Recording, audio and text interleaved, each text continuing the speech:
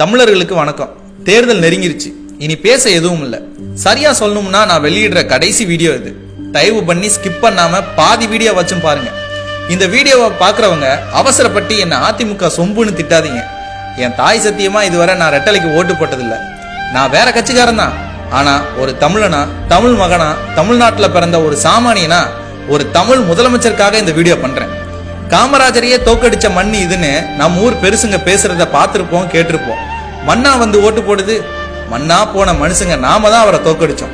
காமராஜர் செஞ்ச வேலைக்கு அங்கீகாரம் கொடுக்காம நாம தான் அவரை தோக்கடிச்சோம். அந்த தோல்வியை தங்கிக்க முடியாம அந்த மனுஷன் நொந்து செத்தாரு. அந்த தப்ப நாம திரும்ப பண்ணக்கூடாது. ஜல்லிக்கட்டு போராட்டம் நடந்துச்சே, ஞாபகம் இருக்கா? அப்போ அந்த போராட்ட காலத்துக்கு ஸ்டாலின் வந்தாரு. நம்ம பசங்க தண்ணி பாட்டில வச்சு முகத்திலேயே அவரை அடிச்சாங்க. ஜல்லிக்கட்டை தடை பண்ணது திமுக தானே அன்னைக்கு நம்ம பசங்க தெளிவா இருந்தாங்க.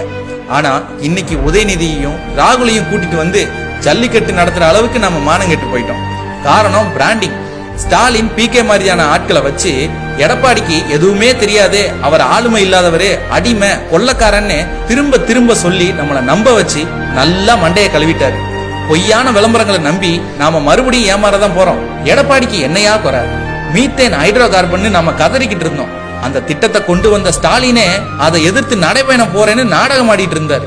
ஆனா நாமெல்லாம் எடுபடின்னு சொன்ன எடப்பாடி தான் தைரியமா டெல்டா மாவட்டங்களை பாதுகாக்கப்பட்ட வேளாண் மண்டலமா அறிவிச்சு கொலைகார திட்டங்கள்ல இருந்து தடுத்து நிறுத்தினாரு. காவிரியில தண்ணி வரலன்னு கண்ணீர் விட்டோம்.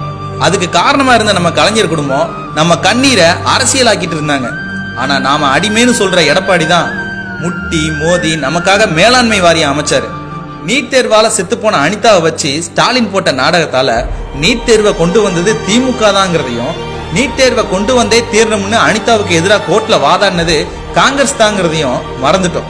ஆனா அரசியலை தாண்டி நம்ம பிள்ளைங்க வாழ்க்கைக்காக 7.5% இடஒதுக்கீடை கொடுத்து நீட் தேர்வை சரியா எதிர்கொள்றது நாமெல்லாம் ஒண்ணுமே தெரியாதுன்னு கிண்டல் அடிச்சுட்டு இருக்கோமே, அந்த எடப்பாடி தான். குடிமராமத்து திட்டம் கொண்டு வந்தப்ப மக்கள் யாருமே அதை கண்டுக்கல. அதோட முக்கியத்துவம் என்னன்னு யாருக்குமே தெரியல. காரணம், இதுவரை எந்த ஒரு முதலமைச்சரும் இந்த மாதிரி ஒரு திட்டத்தை பண்ணல. அதனால நமக்கு அது தெரியாம போச்சு. ஆனா இன்னைக்கு நம்ம கண்ணு முன்னாடி ஏரி குளமெல்லாம் நிறைஞ்சு இருக்கிறத பாக்குறோம். அதுக்கு பிறகும் அந்த மனுஷனை குறை சொன்னா நியாயமா?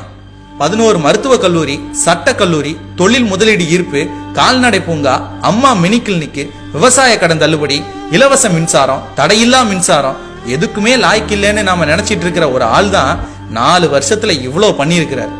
கலைஞர் மாதிரியான ஆட்கள் செய்யவே முடியாதுன்னு சொன்ன அத்திக்கடவு அவிநாசி திட்டத்தை செய்ய முடியும்னு காமிச்சிருக்கிறார். இன்னும் சொல்ல நிறைய இருக்கு. ஆனா இந்த வேலைக்கே அங்கீகாரம் கொடுக்காத நம்ம மக்கள் கிட்ட எல்லா வேலையும் லிஸ்ட் போட்டு என்ன புண்ணியம்? கலைஞர் பேசி பேசியே காமராஜரை காலி பண்ணாரு. அந்த மனுஷனை மண்ணு தின்ன பிறகு இன்னைக்கு பாராட்டிக்கிட்டு இருக்கோம்.